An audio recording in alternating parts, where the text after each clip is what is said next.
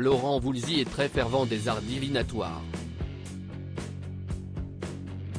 Le chanteur prend toujours soin de noter ses rêves dès le réveil, afin de ne pas les oublier. Et certains sont carrément prémonitoires, comme le rapportait VSD en 2006. Certaines célébrités sont plus sensibles avec l'univers mystique que d'autres. Ce n'est pas Nathalie Marquet qui viendra dire le contraire, elle qui fait très régulièrement des rêves prémonitoires. Une sensibilité qui lui a permis d'alerter à de nombreuses reprises Jean-Pierre Pernaut sur son état de santé. Nathalie me dit va voir un cardiologue, il y a quelque chose qui ne va pas. Je suis en pleine forme et je découvre 2 heures après chez le cardiologue que j'aurais dû être mort. Donc si est bizarre, racontait le regretté journaliste le 4 décembre 2021 dans 50*Inside.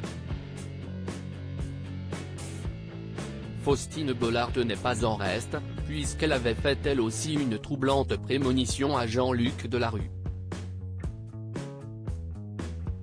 À la fin de notre entrevue, je lui avais dit, un jour, j'animerai l'émission de témoignage du service public. Il avait souri. 20 ans après, dans ses locaux, avec sa productrice dans l'oreillette, me voilà, racontait la compagne de Maxime Chatham en janvier 2021 à propos de sa première rencontre avec Jean-Luc Delarue. Le 7 juin dernier, un internaute avait carrément prédit la mort de la reine Elisabeth II pour le 8 septembre.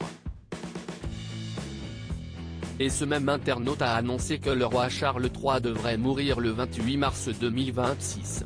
Laurent Voulzy, une prémonition troublante. L'art du divinatoire n'est pas inconnu de Laurent Voulzy. Bien au contraire. L'interprète de Jeanne est un fervent partisan de l'astrologie, du tarot, de la lecture de l'avenir dans le marque de café ou encore de la numérologie, comme l'expliquait VSD en 2006. Depuis plus de 20 ans, Laurent Voulzy prend soin de noter ses rêves dans un carnet qui se trouve à proximité de son lit, ou encore de les enregistrer sur un dictaphone.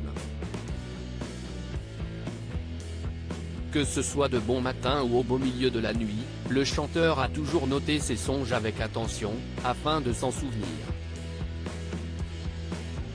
La raison ? Ils contiennent des révélations, des messages, voire des façons de soigner des maladies, rapportait VSD.